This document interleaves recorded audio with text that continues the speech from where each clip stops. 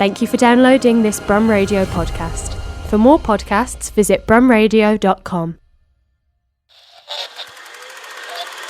And now, for your listening pleasure, it's the Brum Picture Show, brought to you by Brum Radio. Hello, and welcome to episode 2 of the Brum Picture Show, a weekly film show covering local, independent and world cinema, brought to you by Birmingham-based community cinema collective Screen B14. We put on lots of screenings around the Moseley and Kings Heath area, and now for some reason, Brum Radio have let us have a radio show to waffle on about films. So if you joined us last time, thanks for coming back. And if this is your first time, we hope you find this listening experience tolerable. Now, clearly last week, no one found it intolerable enough to bother emailing us in to tell us that because we had no emails. But I suppose no news is good news. An empty inbox is better than one full of hate. If you'd like to contact us, email us at pictureshow@brumradio.com. So every week we'll be discussing a different topic. Last week was our Wes Anderson special, and this week we're going to be discussing Noirvember. So we'll tell you what that's all about after I've introduced my esteemed colleagues. My name is Paul Vernon, and sitting here, who are you and what are you doing here? Hi, I'm Nadine O'Mahony and I'm the head programmer for Screen B14. I'm also a filmmaker in my own right, and I don't know what else I do. Sorry, that's about it really. That's enough, I'd say. Oh, hello, Paul. Thanks for having me back again. My name's Rory Rawson and I'm the General Secretary of Screen B14. I still don't know what that means. And I'm also a writer, filmmaker, and I do stand up as well. And I do think I would prefer hate. I would rather see a hateful inbox than an empty one. Yeah, exactly. It's all content, isn't it? Really, yeah. Because we can't just read out nothing. At least hate you can read out and go, oh, they hate us, don't they? And then that'll probably bring... That feels bad. Yeah. Well, it's a fine line between love and hate, isn't it? Yeah. But anyway, we should probably get on to films. So as I mentioned, we're going to be discussing Noirvember, well, noir films in general. But first of all, we're going to have a brief little look at some of the news that has caught our eye recently. So I suppose the big news this week is that the actors' strike is finally over after 118 days. Well, I say over, it's yet to be finalised, and it seems that maybe some people have been jumping the gun a little bit by saying that it is over, but it seems like good news, but not good news for our AI overlords in the future. AI was definitely the main sticking point of the negotiations, that's for sure, and it does seem that they've actually come to some reasonable agreement. So, Rory, have you done any striking recently? Yeah. Well, I've acted and written in short films, so I have been really on strike since then, and I still am on strike. Yeah, because I haven't done any of those. Is that because no one's given you work? Yeah, that's right. Right. Okay, it's a bit different. This is my take. This is my take. Yeah. The AI can't do what I can do. They can, yeah. You see, I personally am in favour of our AI overlords, and I think this is actually, I think we should be considering what the artificial intelligence must be thinking about it, and I think we're actually in danger of creating an AI strike further down the line. And, you know, you don't want to anger the robots. That would be an issue. Alexa would go on strike. Yeah. Toasters in the future, you know. These selfish actors, you know, they're going, oh, pay us more money, don't replace us with robots, but it's the robots we're relying on. So, yeah. Anyway, so that's some news. No, but seriously, it is a big deal. Yeah, it's an amazing. No, it is. It's an amazing thing. It's just great to see. Wow, just effective strike action that's actually led to a great result, it sounds like. Yeah. And it only took 118 days. Yeah. And then some. So from AP News, apparently the main development is that productions must get the informed consent of actors whose digital replicas are used. So that's good. They can't just use your face without asking. And then apparently when artificial intelligence is used for a movie or show an actor is already working on, they will be compensated the same as if they'd actually performed what their digital likeness does. Now that sounds great, But I put it to you that this leaves the door open for rich actors that don't really care about acting anymore, say your Harrison Fords. He's just going to say, oh, all right, then you can make an AI version of me, and then AI me can star in all the films. And then young actors, actual actors, they're going to be out of a job, because why get Ansel Elgort in when you can just get a robot Harrison Ford? Problematic. Well, I think one of the issues that actors were striking for is extra work. So the rich actors are saying, this isn't about us, we've got our money. But they were trying to replace extras, basically, which is a whole group of people who are not well compensated, sometimes not compensated at all. And they were scanning them and taking their likeness without their informed consent. And basically, they were going to get rid of extras in movies and just replace them with digital copies. So hopefully it will protect those people's rights. Yeah, one would hope. Good stuff. Hollywood has stopped eating itself, and now some films will start being made again. That's nice. So yeah, any other news items? Yeah, I've got some news. I looked up that Warner Brothers have shelved a £70 million film, the Coyote versus Acne movie. Acne? Acme. Acme. That's a different. Coyote Ugly's teenage Yeah. phase. But so I just think it's interesting. Well, basically, Warner Brothers have changed their strategy, their global strategy, from streaming services to cinema releases. And this was a film that was going to be released on HBO Max, their streaming site.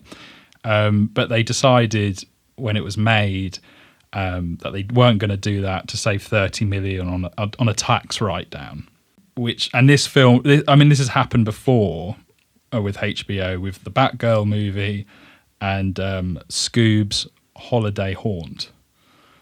That's a shame. It's a tragedy. It is a shame. I was really looking forward to Scoob's Holiday. Or as a sequel. Did you see the first one? Yeah, sure. And what did you think? It's great. I don't believe you, Paul. 5 stars. I do love Scooby-Doo, to be fair. It's a shame when imagine being the director of Scoob's Holiday Haunt. And, you think this is your big, this is going to be a big deal. Like, this could change kids' lives. And then they just put it away. No, it is cruel. But it is cruel. Yeah, what they it's did so much effort and creativity has gone into it. And I like this. A director, his name's Brian Duffield, who saw the screening, said, he goes, "I've seen it and it's excellent. And Warner Brothers is anti-art, and I hope multiple anvils drop on their heads." So not bitter then. Not bitter. I think a precedent has been set with the Batgirl and the Scooby-Doo film, and it is quite worrying. It's like this idea that they're going to replace everybody with CGI and AI creations. And I think the streaming services have a lot to do with this. People have been talking about the death of cinema, the death of theatrical experience, and actually films that are released in the cinemas make more money in the long run and are better viewed. The audience, people think they're better movies, basically. Films go on to streaming and, who talks about them after the first week? They just sort of, dissolve into an endless stream. And I think it's the streaming service. There's a gold rush on right now. Everyone's trying to be the next Netflix. And they're bolstering their streaming services with these films. They're diluting the brands of things like Pixar, of Star Wars, of Marvel, by pushing all this content to sort of please their investors who've invested in their streaming services. And I think we're going to see a lot more of this. It's a bit of a war here with the streaming services and the theatres. And I think actually this whole thing, cinema's dead. I think the people that are yelling it the loudest are the streaming services because they want people to watch films at home, but people just don't appreciate films as much when they're on the small screen. And I think, unfortunately, these straight-to-streaming movies have become casualties of this streamers versus theatre war. Absolutely. Well, deaf to streaming services, I say. Yeah. Because obviously that's an extreme statement, but it is clearly, it's not working. streaming services as a thing, because it's just becoming cable TV again. Yeah. For a start, it's just, it started out with just Netflix, and now you've got to subscribe to about 50 different things in order to be able to watch the things you want. And I genuinely think that is gonna start giving piracy a boost again, because who is gonna subscribe to all these things? You are going to think, oh, maybe I will just illegally stream that, because I'm already signed up to 50 different things, and I don't want another one. The bubble's going to burst. I mean, or do what I do and then just sign up once all the episodes of Mandalorian have been streamed, then just get it for a month, binge watch it, and then unsubscribe. I did forget to mention that now, the Warner Brothers had reversed their decision, I think either today or tomorrow. And now they're letting the filmmakers shop it, really. So that's not the end. That's not the end. We might see this film. Oh, well, that's nice. I hope so. But Scooby is dead. Yeah. And Batgirl. R.I.P. R.I.P. Scooby-Doo and Batgirl. I have news. News. I have a news. So in our last episode, I broke the shocking and incredible news that John Carpenter is a dude. Mm-hmm. And I think I might be breaking similar news this week with Ridley Scott, who says that if he ever wins an Oscar, he'll say it's about effing time. He hasn't won one. No, nominated 4 times for directing and producing, but has famously never won. My goodness. He does have a BAFTA. I don't think he said about effing time when they gave him his BAFTA, but I think if he gets his Oscar for Napoleon, perhaps, fingers crossed. Fingers crossed. Or the Gladiator sequel, maybe. Mm-hmm. Yeah, he's it's going to be a mic drop moment. I think he's just going to come on, collect his Oscar, say about effing time, drop the mic and walk off, and who can blame him? I love Ridley Scott in interviews. He's just he's brilliant. The older he gets, the more cantankerous and outrageous he becomes with the things that he says. So, I don't think he's cantankerous. I think he's just British. I think he's just from Yorkshire. Well, yeah. No offence to any Yorkshire people tuning into Brum Radio. If that's controversial, then email us at pictureshow@brumradio.com. That's right. And Ridley, we'd love to hear from you as well. We know you're listening. Well, there we go. So that is breaking news. Ridley Scott is a dude as well. One quick thing. But apparently, Darren Aronofsky is going to make a biography of Elon Musk I saw this. For A24. yeah. And oh my goodness, am I looking forward to that. Because apparently it is based on Walter Isaacson's unauthorized biography released this September, simply titled Elon Musk, and it was his biography of Steve Jobs that was the foundation for Danny Boyle's and Aaron Sorkin's Steve Jobs film, which I enjoyed very much. However, I'd be very surprised if Darren Aronofsky takes a similar approach. I hope it's as bonkers as one would expect from an Aronofsky film about Elon Musk. So yeah. So any thoughts about that? Who would we like to see Elon Musk be played by? Oh, that's a good question, isn't it? I can't think of it myself, other than Elon Gary Musk. Oldman in extensive prosthetics, I think. Gary Oldman could do anything, yeah. Or an AI Harrison Ford. Yes. I'd love that. Yes, robot Harrison Ford as Elon Musk. That would be great. Because, of course, Elon Musk is a talented actor in his own right after his performance. Is he? Yes, did you not see his amazing performance as Elon Musk in Iron Man 2? No, I thought you were going to say on SNL. Oh, no.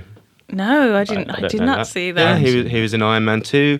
He turns up and he talks to Robert Downey Jr. for a bit. Amazing. We'll be looking forward to that. Good stuff. The thing is, Elon Musk. Yeah. I mean, is his life interesting? Yes. What Wow. do you mean? Wow. Yeah.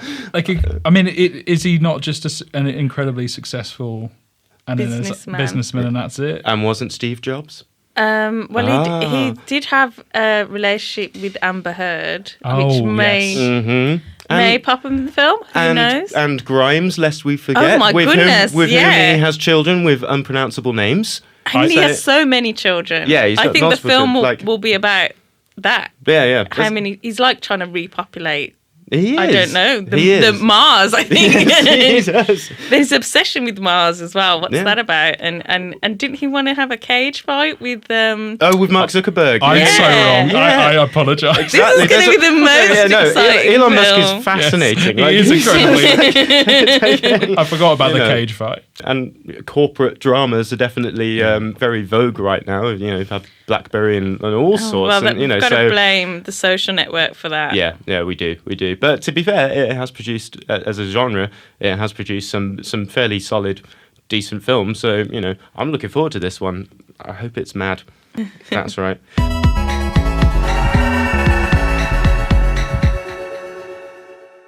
But I guess we should probably move on from the news section today. So it's time to move on to our main topic of today, which is Noirvember. So we're going to talk about all things noir, and we're going to choose a film each from the genre, or is it a genre, to talk about. And maybe you'll have heard of them, maybe you won't, but we're going to try and be interesting about it. So, first of all, I suppose we should start by talking a little bit about what on earth is noir. I've got the facts here. The first screenplay I ever wrote was a film noir. So I did a lot of research because I decided I wanted to write a film noir, and then I realised I'd never watched one. So that was the first port of call. So I watched as many film noir as I could from the classic period, which we'll go through in a moment. I also read sort of some of the inspiration for the film noirs, the hard-boiled detective fiction. So think Raymond Chandler, think Dashiell Hammett, who himself was a private investigator. And they wrote some of the most famous noirs, such as, you know, The Maltese Falcon. That was a Dashiell Hammett book. But is it a genre? That's the question. Well, if you were asking any of the filmmakers at the time, they would have said no, because they wouldn't have known what you were talking about. Film noir is a term that was applied later on by a French critic, Nino Frank, in 1946. What happened was American films during the war didn't get to France. And then after the war, there was kind of a spate of these films all at once. When France started to open up again and they started to watch American movies, they started to notice similar elements in these films, in the cinematography and the themes. They were darker than the pre-war films. And they termed this film noir, which in French means black film or dark film. But if you'd asked the filmmakers while they were making the films what they were doing, they would have said a melodrama or a psychological crime thriller. You know, the term film noir didn't become popular in America and the UK until the 1970s. But why was there this new style? Where did this come from? Well, again, we're going back to the war, World War II. A lot of European film directors, to escape what was happening in Europe, they went to America. So think of somebody like Fritz Lang, who made the very famous silent film Metropolis. He went over to America. He was a German filmmaker. Now, Germany in the silent era had a very popular genre at the time called German Expressionism. So think very Tim Burton sort of jagged shadows and off-kilter sets and quite dark, sort of horror, supernatural vibes like vampires and sort of deals with the devil and things like that. And that kind of shadowy, strange cinematography, those Dutch angles, they made their way with the filmmakers to America, and they brought them to this new American style of filmmaking, these crime thrillers. So some of the early sort of proto-noirs would be things like You Only Live Twice by Fritz Lang. So he brought that kind of, some of that visual sense with him. And the dark feeling of it definitely came from the war, you know, the feelings that people were going through. Things weren't all going to be rosy in the end. Sometimes, you know, these films had unhappy endings. You know, team that up with the hard-boiled detective fiction of the time, this new kind of cinematography, and you've got your noir. But the big debate is it a genre? It's more of a style. It's more of a feeling. There are a lot of elements that we associate with film noir that could be applied to other films, but they're not considered noir. I'll give you an example. Casablanca, Citizen Kane, they've all got that kind of what we call chiaroscuro cinematography, you know, that shadowy, very black shadows, very bright spots, that low-key lighting. But they're not considered film noir. They don't have that kind of psychological criminal element that the film noir often does.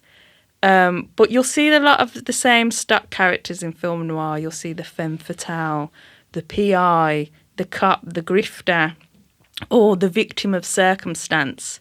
But you can have a film noir that doesn't have these elements. You can even have film noirs with a happy ending.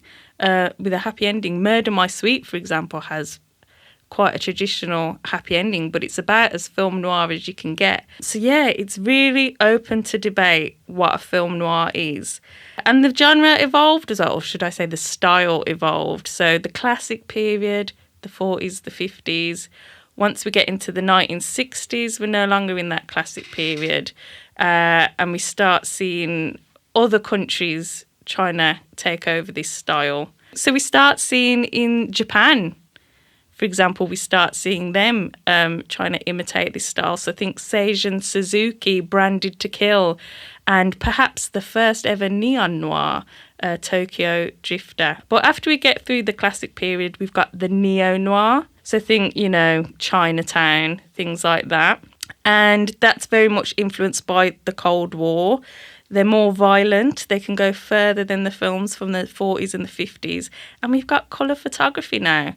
And that colour photography leads us nicely into the 1980s, where we start having the neon noir, which has all those kind of classic noir elements. It's very much critique on the sort of social ills of the time, but with lots of really gorgeous neon lighting and lots of really nice electronic music, synth music on the soundtracks. I think, you know, basically anything by Paul Schrader from this period.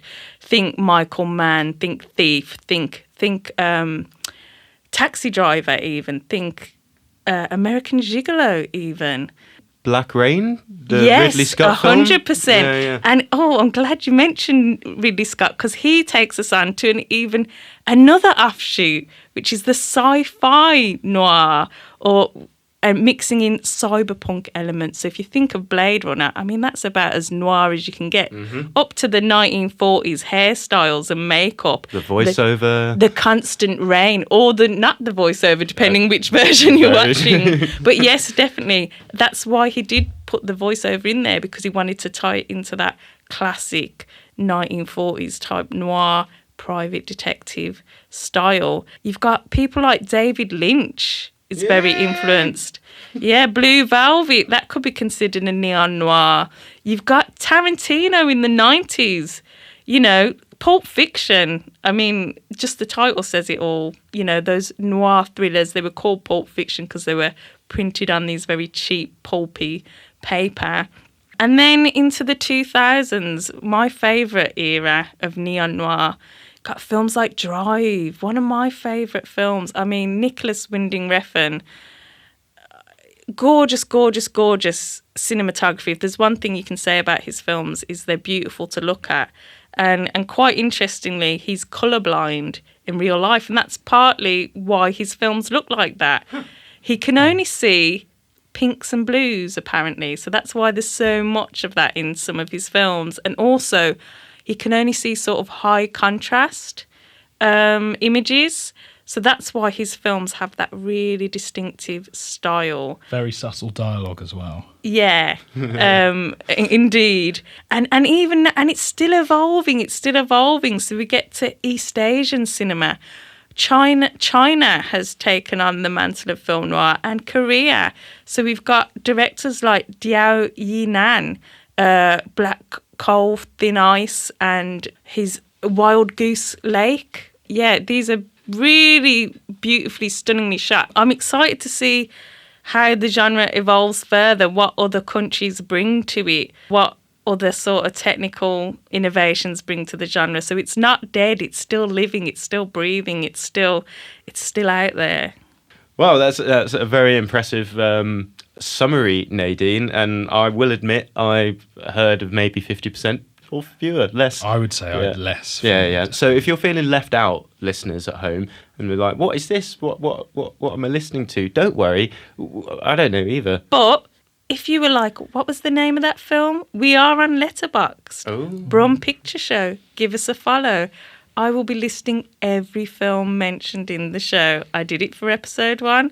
I'll be doing it for this episode as well. So if you were like, oh, that sounds interesting, I wouldn't mind watching that, check us out on Letterboxd and you can find out what it was. Amazing. Can they send hate on Letterboxd? Or I'd rather just- they didn't. Please direct all your hate to Rory and Paul, who are looking forward to receiving it.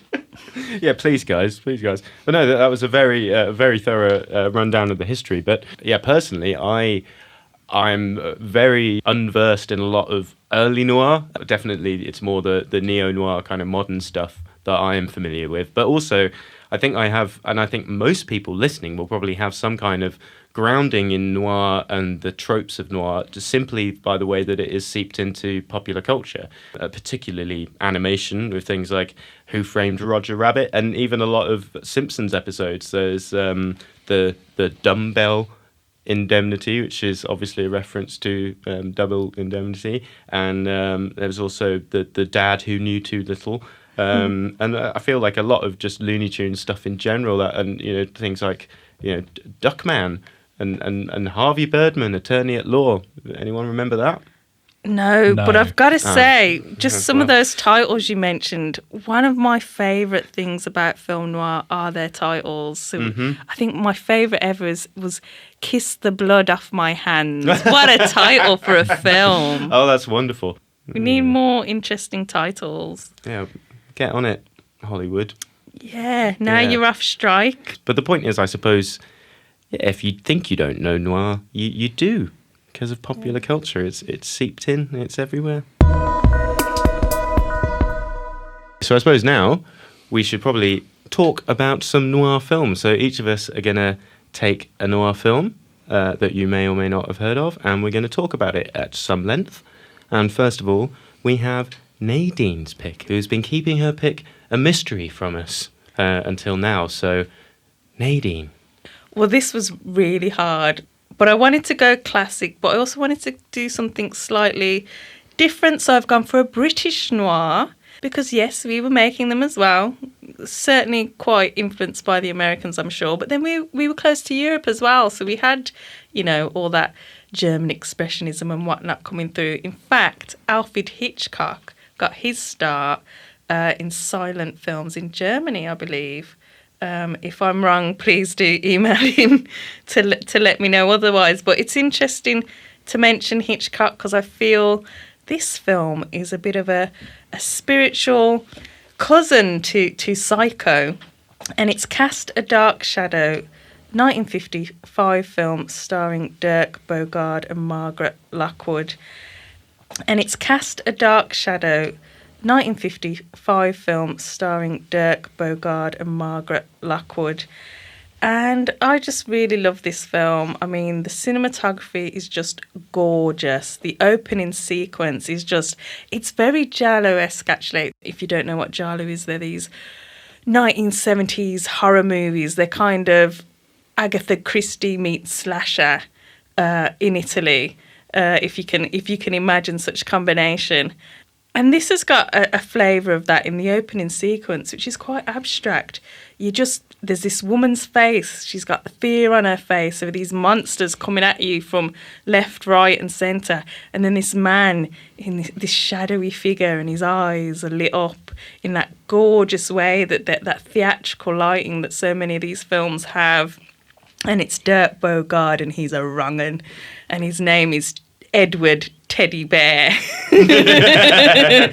And he's a bit of a ruthless schemer. He's almost a bit of a gigolo. He's married this older woman, and the opening sequence, they're in a ghost train. They're on a ghost train, but you don't really know that at first. It's kind of a bit bizarre, and it's just I just love anything in a fun fair, I've got to say, like a carnival or a circus or a fun fair. There's something so cinematic about those locations. And even thinking again back to Hitchcock, Strangers on a Train. There's a big sort of fun fair sequence there. There's something about the lights and the rides and the noise and I suppose that kind of that thrill seeking and that kind of fear that you have when you're sort of on a ghost train or a roller coaster.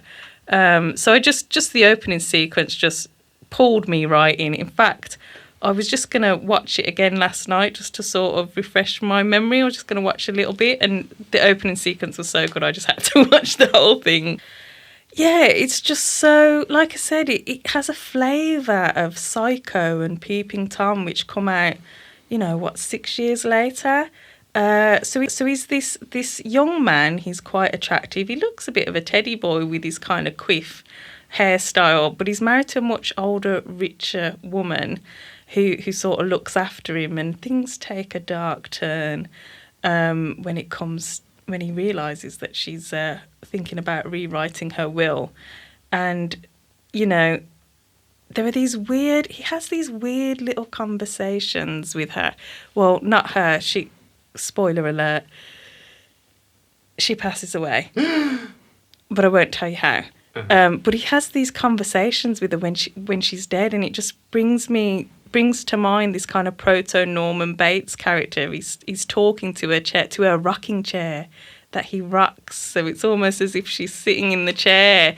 There's even a scene of him lying in her bed, sort of draped in her jewellery. It's quite perverse, it's strange, but it sort of draws you in. There's that gorgeous sort of deep focus cinematography and those wide angle lenses, which I just love. I wish we had more of that in modern films. Could you explain what deep focus is to the layman out there? Basically, deep focus cinematography, it's kind of when everything is in focus, and actually most lenses don't do that. So what a lot of filmmakers do, like Brian De Palma, they have a special sort of half lens that they put over the normal lens to make the foreground and the background in focus at the same time. Most films you'll watch will have the background will be out of focus to some degree, where this is where you can see everything, and the wide angle lenses give you that slightly strange. If you've ever seen The Favourite or Clockwork Orange, and everything's just a bit stretched and a bit sort of the space between objects seems larger than it actually is. So really the choice of lenses, it really sort of changes the whole look of a shot. So if you're a bit of a photography or cinematography buff like me, you'll love all of that. And gorgeous sort of crisp black and white photography as well. And I just love it. And I think Dirk Bogarde is actually a brilliant actor. And really interesting because he was a gay man in real life, but he wasn't open about it. But at the same time, it's hard to say that it was a secret, because if you watch any of his films, it seems like all the characters he plays do have an air of that. I mean, he's reading a muscle mag in this film at one point, and if that isn't a clue, I don't know what is. And there's another film, The Servant. That's brilliant. Definitely, that's a really good film. I would definitely recommend that. And that has, there's a lot of sort of skirting around that kind of issue of sort of, do you remember what it was like when you were in the army and stuff like that? There's this kind of like suggestiveness in there without sort of being, outright about it. And even actually, he was in Victim, which really addresses it quite openly. He's a man who's married, but he's had a relationship with a young man who's died. It was one of our I think it was the first real portrayal of gay men or bisexual men in British cinema. And so he really, was a pioneer in that sense of playing that character very openly in that film. And it's just really interesting to see how that sort of worked its way into this film as well. And kind of, you kind of wonder how people didn't know, because it seems it's there if you're looking. I just thought that adds another interesting element to it of sort of his motivations, why he's marrying these old ladies. It's just, Margaret Lockwood is very broad in it. I didn't like her so much the first time, but I warmed to her the second time I watched it. There's a great little song in it, Lita Rosa, from How Much Is That Dog in the Window fame. And it's one of those weird things that you get in these films, like in A Lonely Place, where they just go to a jazz club and someone just sings a song for 2 or 3 minutes, and it's not actually anything to do with the plot or sort of doesn't have any effect on the rest of the movie. But I guess it's a good way of plugging the soundtrack. And that's a wonderful trope in David Lynch films as well, of course. Well, of course. I can't go a week without mentioning him. Is he here? Is he going to pop into the studio this week? Are you a fan, David? What's your favourite noir, David? My favourite noir is Who Framed Roger Rabbit? I just love that rabbit. He's so troublesome. And I really think it's unfair what that Bob Hoskins did to him. I haven't seen the film in a long time, so I don't know. I don't know what Bob Hoskins did in it. Well, yeah. Well, David doesn't agree with it, that's for sure. But there's so many more. I mean, that's just my pick, but there are so many films I could have picked. I would have loved to have mentioned In a Lonely Place, Humphrey Bogart, King of the Noirs, perhaps, or even maybe Dana Andrews with Where the Sidewalk Ends. We've got, if you want to watch, I mean, one thing that these films are sometimes criticised for is a certain air of misogyny. There are actually some film noirs starring women, such as Whirlpool, or I absolutely love Mildred Pierce. And that's such a brilliant noir because it's so much from her perspective, all these kind of creepy men around her and that kind of thing. And that's from, 1945. So definitely, don't just listen to our picks. There's a whole world of film noir out there, and there's such variety in these films, and the quality as well. Some of them are really quite cheap B movies. Some of them are actually more A pictures. If you think of something like White Heat, that's considered a noir to some degree, but it's much more of an A picture. It's a big, Hollywood star, Jimmy Cagney in the lead role. And definitely, but it has all those vibes, all that kind of the cinematography, the dark psychological thriller. That sort of spiraling out of control that a lot of these films have. So yeah, there's so many. When it comes to classic film noir, there's so many brilliant ones out there. So definitely do check some of these out. And they're all presumably to be found on our Letterboxd. Every film we mention in this show will be on our Letterboxd, so do check it out. And interesting fact, Cast Dark Shadow director also directed 3 of the Bond films, including Moonraker. Oh! He directed Alfie. Oh, wow. And Educating Rita. No way. And Kosh Boy. What a filmography. Do dip way. into Lewis Gilbert's filmography So as well. what other Bond films did he do? Because Moonraker is a stone cold classic, man. Bond in space. You Only Live Twice. Oh. And The Spy Who Loved Me. That's an interesting combo of films. And Shirley Valentine. The more I dip into his filmography, the more I'm like, and that? That's Wow. so definitely Lewis Gilbert. Yeah, really interesting. Moonraker of all things. Wow. And do dip into Dirk Bogart's filmography. Victim. I especially recommend Victim, and some of his other films as well were quite brilliant. Oh, that sounds great. I will admit I've never heard of that man. So I'm glad you're here to educate us. I'm just here to learn. Yeah. Well, if you don't know who Dirk Bogarde is, you definitely won't know Stella Street. I know. My dad has mentioned that in the past. Guys, please, if you are Dirk Bogarde fans or just like comedy, do check out Stella Street on YouTube. It's this brilliant comedy that was on like BBC Two in the 90s, and it was, even at the time, it was like cheap as chips. It was like filmed on somebody's camcorder, and it's 2 of the Rolling Stones have opened a corner shop on some random street in London, and just like all the residents are like really famous people, and Dirk Bogarde is one of them. They're all, it's an impressionist show. It's a comedy show. It's not the actual Rolling Stones. Sorry, guys, sorry. Yeah. But it's so funny. The camera check was it really out. cheap, but the cast. They spent all the money on Mick Jagger Stella. and Keith Richards. Keith.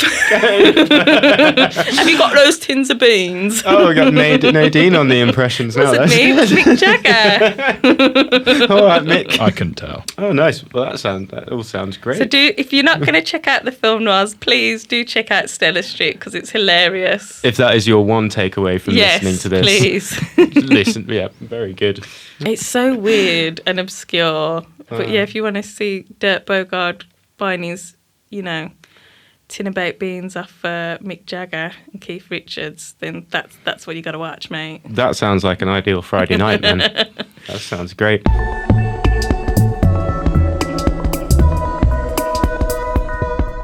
You are listening to the Brum Picture Show on Brum Radio. We have been discussing Noir-Vember and the films of noir.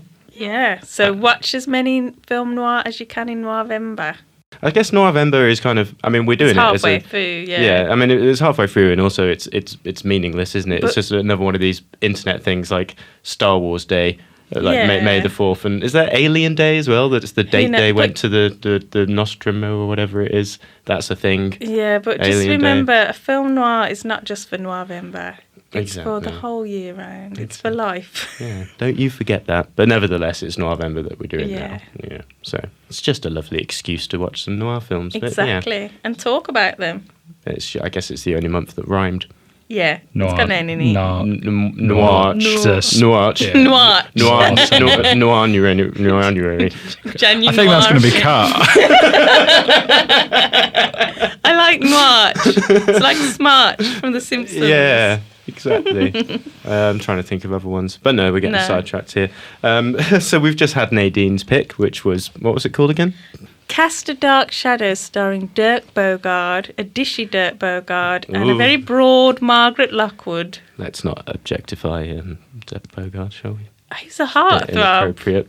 He was a heartthrob. I'm Okay. just acknowledging. I just think there's more to him than his looks, even though I've never Okay. heard of him. Well, he has a lovely line in the film where he says, "I know what kind of woman I appeal to." Oh. It's like I appeal to my current wife because she's of my class, and I appeal to my ex-wife because she was old and lonely. But he knows who he appeals to. That's the important thing. Oh, well, he sounds like quite the card. Certainly. Well, anyway, so I suppose it's time to be moving on to Rory's pick this week. And Rory, what are you going to talk to us about? Yeah, so I chose Bong Joon-ho's Memories of Murder. I love Bong Joon-ho.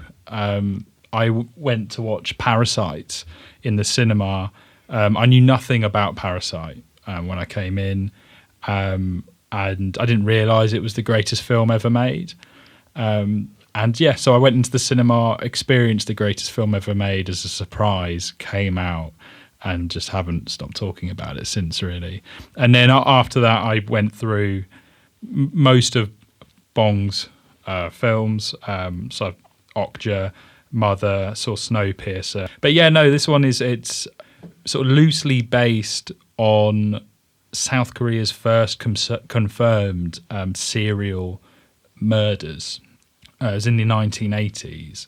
So it seems like they were quite behind the UK and the States with their sort of serial murders. I think we probably beat them by about 400 years. Late to the party, South Korea. What are you doing? But there you go. And it was loosely based on this. And the film really it shows. I don't know if it's a typical noir film because it isn't the main detective, the DI isn't, or the pair. They're not these sort of gritty, brilliant, but sort of troubled, don't play it by the book sort of people. They were just completely hapless, and they just mishandled the investigations throughout the film. It was, and it probably just reminded me of, that's probably what's going to happen when you first come across a serial killing. Well, they didn't have Netflix, did they? They didn't have all those true crime documentaries to pour over and sort of solve from their armchair. And the big thing is, so the case was unsolved, and then it was released in 2003. It started developing a lot of, sort of humdrum about it in South Korea, and it reinvigorated interest in the investigation, which then led to the identification of the culprit Ooh. who was in prison. So there you go. So cinema can be a force for good. Yeah, which is amazing. Because I came out of that film like, oh my God, they didn't know who it was. So I feel like there should be, like 25 minutes sort of put onto the film when it's made, Yeah. it's released, and it's gone to critical acclaim. And they're like, Well, just do a George Lucas and go back in and Director's just cut. yeah, release it. I think so, yeah. No, but I think it's really interesting that you chose an East Asian film, a Korean film, because I'm starting to see China, Korea, other countries delving back into that noir bucket. Paul, I think it goes back to what you said before, in that I didn't even think Memories of Murder as a noir film. My first choice was Double Indemnity, which is obviously, so black and white, lots of cigarettes.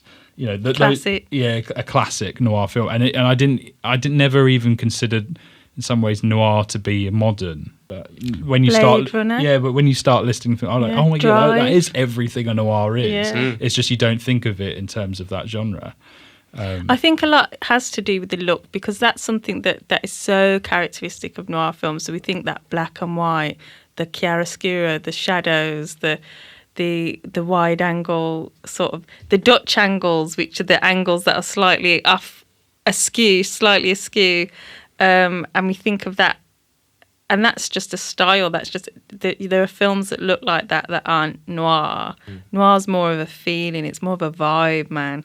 And that's why it's interesting. These more modern noirs, these neo noirs that are set in modern times, they don't have to have that look. They don't have to have that, but they can carry forward that feeling, that kind of dark, sort of spiraling, out of control, strange feeling. And I think noir, interestingly, especially when it's about men, it seems to be a kind of series of excuses of like, it's always, I just had the worst luck. Like, if you can imagine the character, like in Detour, I didn't kill her. It was just really bad luck. But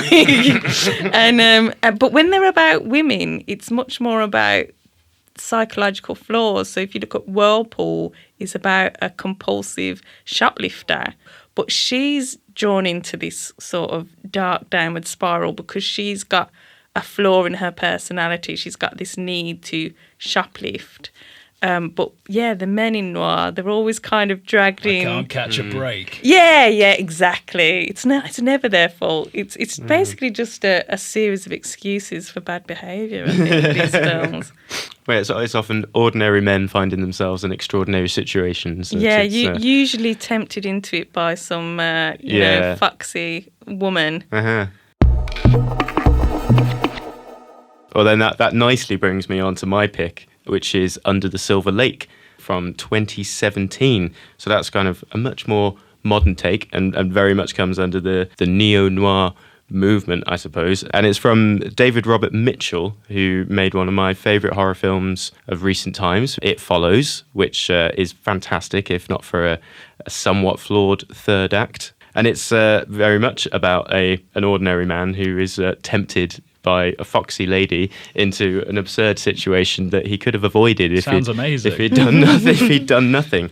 It stars Andrew Garfield, who I have a lot of time for. I think he's fantastic. Too. He's great. I mean, obviously most people think of him being Spider-Man, but he's in Silence. I remember the first thing I ever saw him in was the Red Riding trilogy, television movie starring Sean Bean, based on the Yorkshire Ripper, and I saw that kid and I thought, he's going somewhere. He's got it. And then Boy A, another one of his early, if you want to delve into the Garfield back catalogue. Yeah. Tick, tick, boom for a musical fans. Yeah, and Hacksaw Ridge, he was in that, wasn't he? The Mel Gibson film. But I always just like calling him Garfield because I just like to imagine it's, a lovable orange cat getting himself into all these hairy situations. Lasagna. He loves lasagna. Quite similar to noirs in that way, really. Lovable men getting themselves into uncompromising situations. For lasagna. But yeah, so basically, Under the Silver Lake follows Andrew Garfield, and he plays an unemployed wastrel in LA who finds himself going down a rabbit hole of mystery and conspiracy after falling for a girl that he spends an afternoon with, and then she goes missing, and then he decides to investigate what's going on because he's got nothing else on really, and it kind of reminds me of The Big Lebowski in that sense, in that he's just some dude with a lot of time on his hands, and he just finds himself embroiled in some conspiracy that he doesn't really need to be involved with, but he's like, I'm going to follow this around, and it's just wonderful. So, because I suppose in the 39 Steps and stuff like that, and even The Big Lebowski, they are thrust. This situation they find themselves is thrust upon them. Like the dude, he wants vengeance for his rug. He wants to get these rugs sorted out. But Andrew Garfield's character in Under the Silver Lake, he's got no need to be doing any of this. But he just bored. Yeah, just bored, and he just spends his time, sitting smoking on his balcony, spying on his neighbours, and then from that he finds himself uncovering all sorts of mad conspiracies and mystery and intrigue, and it follows so many of the noir tropes, and it's one of those films where its cinematic influences are very obvious to the point where it is open to the criticism that it is a bit like a film student going, look at all the films I've seen, look at this, I know this, and we love that. But we do love that. Like one of the opening scenes is he's on the phone to his mother, and his mother's talking about recommending a film on TCM from 1927. What was it called? Seventh Heaven or something like that. And it's just, there's no real reason for that to be in there other than the fact it's like, hey. Wasn't it buried by A24? Well, that's the thing. So this is kind of what I love about it in a way, because it is one of the most self-indulgent films I've ever seen. And it is a classic example of a director making a very successful breakthrough film. Like he'd made a film called The Myth of the American Sleepover, which was kind of like mumblecore kind of film, and then he came out with It Follows, which was a huge success, and then the studio were like, yes, you go and do whatever you like, mate, that's fine. And then they were like, oh, you made that. No, don't do that. And it's a similar thing with Richard Kelly after he made after he made Donnie Darko. He made a very similar film which also has kind of noir elements and is set in LA and is just a sprawling mess of a film, but one that I really love, Southland Tales. So that he just makes that film, and then everyone's like, what? Why did you do that? And then they don't let him make a film again for ages. So like David Robert Mitchell basically hasn't worked since this film, and his next film is going to be a sequel to It Follows, and that's his way of getting out of movie jail. Basically, is right. Okay, no, you just go back and do that thing that people liked, because I don't know what you've just made, but personally, I just think it's a wonderful film because I really like a self-indulgent film when it works. I like a self-indulgent film that is arty but crucially very funny, and that's what this film is. Like it's got.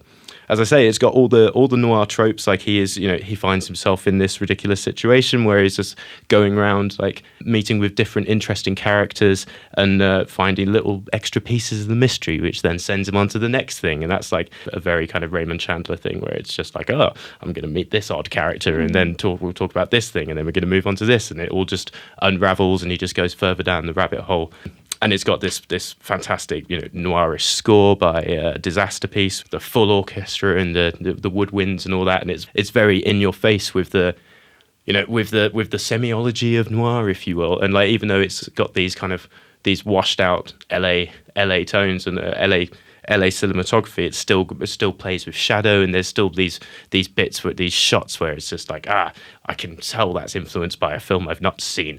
It's just wonderfully layered, and as I say, self-indulgent to an extent. Like it does start out with he's sitting on the balcony and he's got his binoculars staring at his neighbors like rear window. Yeah. Exactly. So he is very keen to kind of go, look at my influences. And there's even a bit where there's a group of people just hanging out on Hitchcock's grave, which is fantastic. But fun fact, apparently that was a grave for another Hitchcock, and they didn't know that was going to be there. They just turned up to this graveyard to shoot there, and they're like, that grave says Hitchcock. We should probably use that. That's quite appropriate. Insane. And there's also all these little cinematic references, like there's a bit where there's a party that's shot in one of the caves from one of the Batman films, like the Batcave. And there's also this shot where they're on the street corner from Invasion of the Body Snatchers, and there's all these little things where it's just like, yes, I'm sin illiterate, me, look. And it's Easter eggs. I've got a question, Paul. What is the semiology of noir? That sounded amazing. The signs, the tropes, the signs, the pieces that go, yes, that's a little bit of noir. As in, semiology is like the study of signs, right? Okay, thanks for educating us. I get told I'll off. cut that out. No, listeners. No, I think keep it in. Listeners, Yeah, I yeah. sometimes get told off for being too highbrow with some of my film references, and then Paul comes out with words like semiology with no explanation. I just There are bits of gold in this. Oh, it's gorgeous. No, keep that in. But it is semiology. It's like brilliant. it is the tropes and the motifs of I like it. I'm a gonna start genre. using it. So the trilby hats, the music, just the little Cigarette smoke. Yeah, exactly, all that kind of stuff. And exactly, that's a thing. Like Andrew Garfield smoking in modern day LA, and I don't think anyone smokes in LA anymore. I think they're all vaping. Yeah, exactly. I think maybe film noir's dead. Can you imagine a film noir character vaping? It's not as cool, is it? No. Vaping in the rain. Anyway, the point is, I absolutely love it, even though it is utterly self-indulgent, and I just think it hits the perfect tone. I love the pacing of it. Like, it takes a very long time to get anywhere, but the story is really engaging all the way, and then it just has these really well executed tonal shifts, which I don't think many films pull off that well, because it will go from like some genuinely terrifying and tense moments. Like, there's this great bit where he's being stalked by this character, and it is straight out of a horror film, and then immediately that is juxtaposed with this slapstick comedy where he just gets sprayed by a skunk and then immediately vomits everywhere, and then that's the end of the scene, and it just moves on. And then it's got these like properly Lynchian dream sequences. It even has the guy from the restaurant in Mulholland Drive, the bit where he's like, I had this dream, and then there's the scary woman or whatever in the parking lot. You remember that person? I didn't find them very scary. I thought it was quite silly, but I feel like I'm alone in that. What, in Under the Silver Lake? No, in Mulholland Drive, like, because they build it up like, this really, like, it's going to be this horrific, scary thing, and it's just a person in like face paint, and I'm like, Wow. But I don't know. It's just other people seem to be terrified by it, but I like my scary things to be left to the imagination, because whenever I see anybody in face paint or like a bad rubbery mask, it just takes me out of it, and I don't find. I like the psychology of fear, not the face paint of fear. All right, fine. I mean, it's not like that scene in Mulholland Drive is often cited as one of the scariest moments in cinema. I can tell you've taken this personally. Listeners, please settle this debate. Is the diner scene in Mulholland Drive genuinely scary, or is it quite absurd and silly? The best bit about this is Paul has stated his favourite modern horror film is It Follows. No, I did not say my favourite. A clown dressed in face paint. What? Is that not your? No, Oh, you fool! That's it. Oh, what did you say? It follows. What's It For? Oh my goodness! I was thinking of The Clown. It's very 80s looking. It's one of those films that looks like it's set in the 80s, but it's not the 80s. And it's got this amazing score. Is that Disaster Piece as well? It is indeed, yeah. Do check out the score for It Follows, because it is amazing. Synth Central. And is it Maker Monroe is the star? And it's about these teenagers, and they live in Detroit.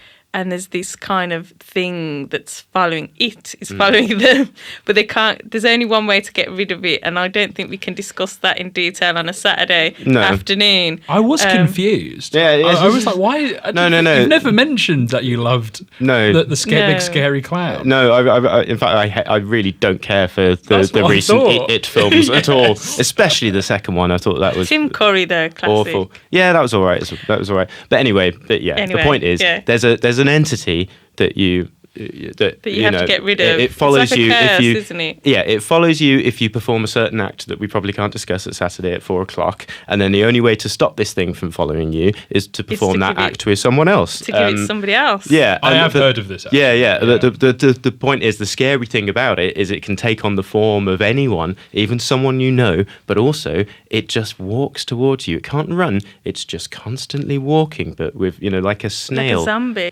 Like a classic zombie. Like a classic zombie. So they started running. Yeah. But it's a really unsettling film. And then it has this third act that gets a little bit Scooby-Doo. But in a good way, because as we've established, Scooby-Doo's great. So anyway, that was his first film. Where were we? I'm sorry. I sidetracked that. Well, are we going to lead into your... Yeah, we will. Just a couple more things. The point is, it's great. And it also reminds me some of my other favourite kind of neo-noir films, like Brick, Rian Johnson's debut, which is absolutely fantastic if you've ever seen that. No. And that's just, it's got Joseph Gordon-Levitt, and it's set in a high school, but everyone talks in the 1940s fashion. So it's just really, I guess, kind of almost like Bugsy Malone kind of thing. But yeah, Joseph Gordon-Levitt, he's looking for his dead Brick? or missing girlfriend. He's looking for his pet brick, and he finds himself involved in this labyrinthine plot, of mystery. So yeah, it just reminds me of all these other really great films, and it's just really good. I'm sold. It's Lynchian, it's absurd, it's really funny, and just also an absolute mess. That's what I like. Aren't we all? So yeah, if you agree with that or anything we said, then or disagree. Remember, or if you're neutral.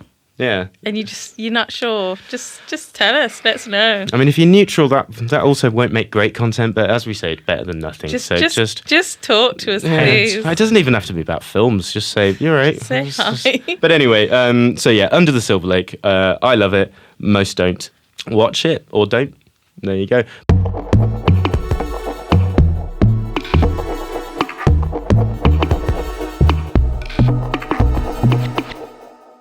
You're listening to the Brum Picture Show on Brum Radio, and we've been discussing noir, and we've talked about 50 films, I think, all of which you'll be able to... I'm going to have such a hard time having to lug all these films on a Letterboxd. Brum Picture Show, please follow. Well, if you would keep mentioning films, then, It's my fault, isn't it? Yeah, you've created a mammoth task for yourself. But now it is time for the reviews section. Has anyone watched anything recently that they'd like to talk about? Yes, I've watched quite a few things. The Deep Blue Sea by Terence Davies. I'm not going to go too into that. I love the bit when the shark comes out the water and pulls Samuel L. Jackson under. Not that Deep Blue Sea. This is a love story with Rachel Weisz and Loki. It's the way I describe it, it's a much more miserable brief encounter. And it's very miserable. It's so miserable. But my favourite bit was a sort of minor character who came in and said, "I give my respect to those who've earned it. To everyone else, I'm civil." I was like, yes, I agree with that. But it's very beautifully shot, very gorgeous. Terence Davies passed away recently. And the last film that I watched was The Boston Strangler. We love a bit of Keira Knightley. It's great to see her back on our screens. I think she's a much better actress than she's often given credit for. She does an American accent in this one. It's a procedural. It's based on a real-life serial killer again, a bit like Memories of Murder. One reviewer did say, it's good, but it is a bit forgettable. It's not going to necessarily live in your mind like Zodiac or something like that. But a great, some great performances and a rare film that shows, the serial killings of women and doesn't sort of revel in it in a kind of, unpleasant way of sort of lingering on, dead bodies and things like that. I think it has more respect for its victims than a lot of these films do. So it doesn't sensationalise it. But, perhaps it's a bit too slow-paced at times. Perhaps it's a bit too read through articles and ring people on the telephone kind of thing. But you love your procedurals, don't you, Paul? I really do. I think you might like to check it out. So it's on Disney Plus at the moment. But yeah, I think if you like a bit of Keira Knightley and you're not put off by too much procedure, And it does, it's interesting to learn about true life crime stories. If you're into your true crime as well, it might be worth checking out. Definitely. Yeah, I do. I really love films about people doing their jobs really well. Yeah, well, you like it then. Like They're Spotlight and two everything. journalists. They are. I like Spotlight. Yeah. Yeah, it's great. It's like the spotlight of serial killers. Yeah, that sounds right up my street. Very good. Rory, have you watched any films? Yes, Paul. I've watched The Little Shop of Horrors. It's about this big plant and this guy who owns this shop. So, are we talking about the Roger Corman, Jack Nicholson version, or are we talking about Rick Moranis? Rick Moranis. I didn't know there was another version. Yeah, it was a Roger Corman film originally. It was a musical as well first, I think. But I thought the Corman film came first, and then it was a musical, and then it was a film of the musical. Yes, I think that is. But right, I might be wrong. No, I might be wrong. I think that's true. Yeah. Yeah, no, it was good. I'm trying to get into musicals more because my partner's like a massive musical person. I wasn't before, but she's bought me this thing on the wall, this poster, in which you scratch it and you scratch films off the poster. Oh my goodness! It's like, do you know what I mean? Do you know Yeah. what I'm talking like about? one of those world maps that you can get and Yeah. you cross off where you've been to. That's right. And yeah. how many have you scratched off? But what's the selection of films on this poster? No, it's Like, just all of them. It's musicals. All of the musicals. There's about 100 of the sort of most well-known musicals on there. There's a lot of musicals. Okay. And so I'm doing that, and I'm enjoying that. So that's kind of my motivation. So really. the motion of scratching Scratching it off and the satisfaction of getting one down, Yeah. and that seems to be getting me through these films. So that's Little Shop of Horrors is an absolute classic. No, it was It's- really good. It's amazing. The cinematography is brilliant. The songs are brilliant. Bill Murray makes a fantastic cameo. bizarre cameo. Really weird cameo. Steve Martin's brilliant in that film as well. He's up. Yeah, he's absolutely fantastic. It's so cold on that set that they had to put ice cubes in their mouth so you couldn't see their breath, and it cost so much money. Sorry, I'm delving into I my didn't fact realise booking. how many fun facts you Yeah, knew about this film. It's I don't- You're just a treasure trove. I can't help it. I'm obsessed. So expensive that they sent their top accountant, the movie studio sent the top accountant to see what was going on, and because it was the puppetry, because it's a giant puppet, this thing, brilliant Jim Henson style, creature. And he just came back and said they're trying their best. It was innovative at the time. No one had done anything that big before, and they were trying their best, but it was expensive. So yeah, great film. Well, we have Rick Moranis as well, who was brilliant in it, and who is also coming back to our screens next Yes, year. please. Ooh. Yeah, with Shrunk. I don't think it's started filming yet, so this might never happen. But or Honey, I Shrunk the Grandkids. Oh my goodness. I'll be looking forward to that. Love a bit of Rick Moranis. Yeah. Spaceballs, anybody? I love Spaceballs. I hate that film. Oh, Sorry. that's okay. But I do remember though, Honey, I Shrunk the Kids. It's possibly one of the most I've cried in a film. Like when that ant dies. Oh. That destroyed me as a kid. I'm sorry to bring I that thought you up. meant recently. To be fair, it would probably still get me. To be honest, I don't know why. It just, who has ever gotten over the never-ending story? I've never seen it. Oh my god! Don't. There's a horse in it. You can't finish it. It doesn't end well. Oh. It's so dark, and if you listeners, if you've watched the Never-Ending Story, you know exactly what scene I'm talking about, don't you? Any other recommendations for childhood traumatic films? Please do send them in. pictureshow@brumradio.com.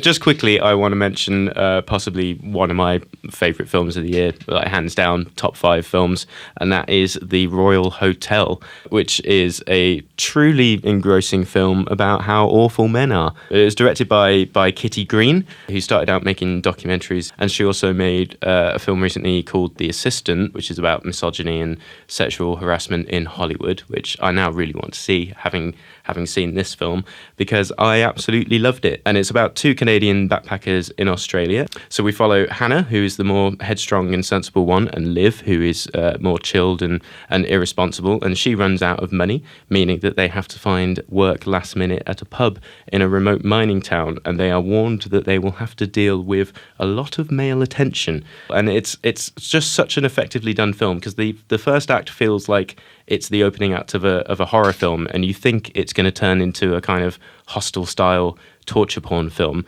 but it's actually far more subtle than that. And the horror here is more of just a constant feel of dread and just the sense that we're leading up to something awful, but we don't know what that is. And it's just so well observed, and it's a great depiction of what it's like being an outsider in a close-knit community. So you've got the jokes from the locals that you're not sure how you're supposed to take it, and then you've got the little cultural differences, and then so we just follow the girls working in this pub as things just get slowly more and more tense, and the advances of the men become more threatening, and then the friendship between the two backpackers starts to unravel. And then the thing is about it is it never really quite tips over to the kind of dark and violent crescendo that you expect it to take, and it kind of makes it more powerful for it, because this is, it could so easily just go into blood spatter and just something kind of more horror-y, but in fact this is more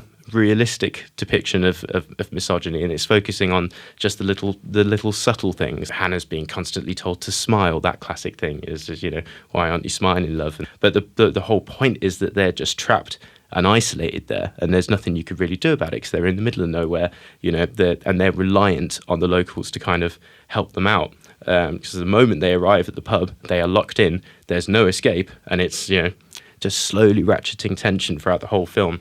And it's just wonderfully put together. It's just got this great pacing. So it's only 90 minutes long, but it's still a really slow build, but constructed of all these short, sharp scenes that, say exactly what they need to say before moving on. And just from a personal point of view, it really reminded me of my time working in a pub in Cornwall, because it's the same kind of thing of just being confronted with these mad locals that you don't quite know how to take what they're saying, and you're just like, you're trapped here. Because like the pub I was working with was in this little isolated village that was only you basically stuck there after 7 o'clock because the ferries stop, and you're just there. Yeah, it was, in a way, like I loved it because it was such a realistic depiction of working in hospitality for a start. Like there's a lot of stuff that is just them working in a pub, and just the stuff you have to deal with, the madness you have to deal with, and all that. So yeah, it was just like really, really well observed in that sense. But yeah, it was great. And it reminded me a little bit of Wake in Fright, if you've ever seen that from the 70s, which is about a British teacher who finds himself trapped in a mining town in Australia and has to deal with the locals. And it's just wonderful. So yeah, not a great one for the Australian Tourist Board, but a really well done scene. So as I say, it never gets full on horror. It's just that kind of, that genuine sense of unease, and then also bits of humor. Like it's quite funny, and in a way, the whole film kind of reminds me of the funny how scene in Goodfellas, where you don't know whether to laugh or be terrified, like because the locals are making these jokes, and you're just like, oh, this is funny, but also I feel like he might kill me at any moment. And it's just, it's about that constant tension and dread, and the fact that you don't know what these people are going to do at any moment. And yeah, I just thought it was an absolute masterpiece. So go and see it, but unfortunately it probably won't be in the cinema by the time anyone listens to this, because that's what happens with good films. They're there for a day or two, and then that's that. But Exorcist Believer, that's been on for about 6 weeks now, so you could see that. But maybe one for Screen B14. What was the name of the film again, Paul? It was The Royal Hotel by Kitty Green. So I might try and watch it this week. Yeah. That sounds amazing. No, man, I absolutely loved it. No, it's just one of those films. It's been a long time since I've seen a film that I was just like properly engaged by, and I was just hooked the whole way. Well, speaking of films not being around in the cinema for very long, I've got our listings of local film events. That's where your community cinemas come in, because we show them way after everybody else. So on the 19th of November, there's a film screening of Can I Live with panel discussion which addresses the lack of representation at the heart of the British climate movement, and that will be at the Ibis Arcadian on the 19th of November. On the 21st of November, Journey Film Club are showing Bros at the Birmingham LGBT Centre. On the 22nd, the Classic Film Cinema Club is showing Airplane at St Anne's in Digbeth. Classic film, if you've not seen it. 24th of November, Sturchley Cinema will be showing Sightseers at Sturchley Baths. Fairfield Flicks on the 22nd of November are showing Rise Encore at Fairfield Village Hall in Bromsgrove.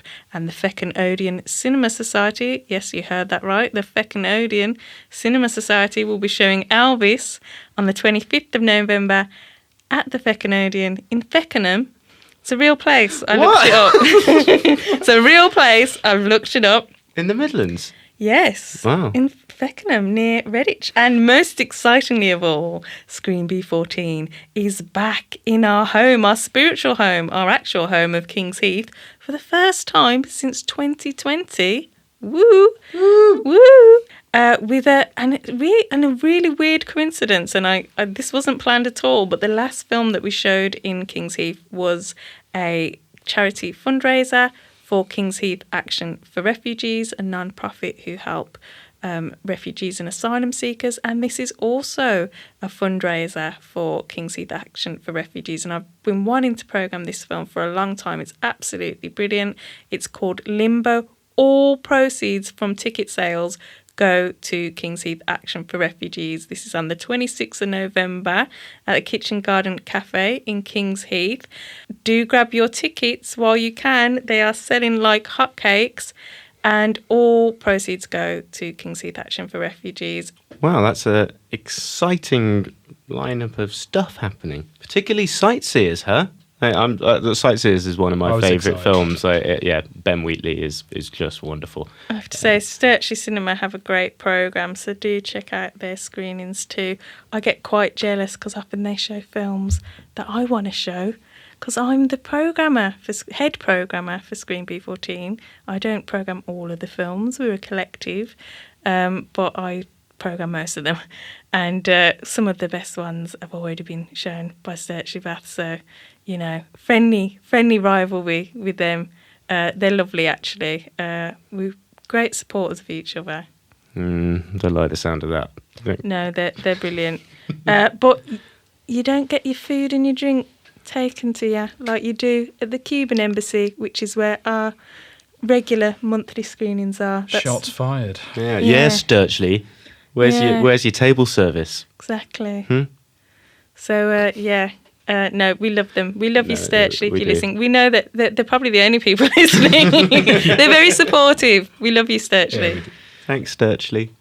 Well, that's good stuff. Good stuff. Any other local things to talk about? No? Okay, that's it, isn't it? All right, well... What a brisk episode that was. Yeah, well, thanks everybody for listening to the second ever episode of the Brum Picture Show on Brum Radio. We do hope you will join us again. Please give us something to read. pictureshow@brumradio.com, and as Nadine mentioned, we are on the old Letterboxd. So if you want to get on our socials, do check out Screen B14. We're on the website formerly known as Twitter. We're on Facebook. We're on Instagram at ScreenB14. And then you can hashtag Brum Picture Show and we'll pick it up that way. Absolutely. I guess that's it for this week. Next week, we'll be talking about something else. But for now, it's goodbye from me, Paul.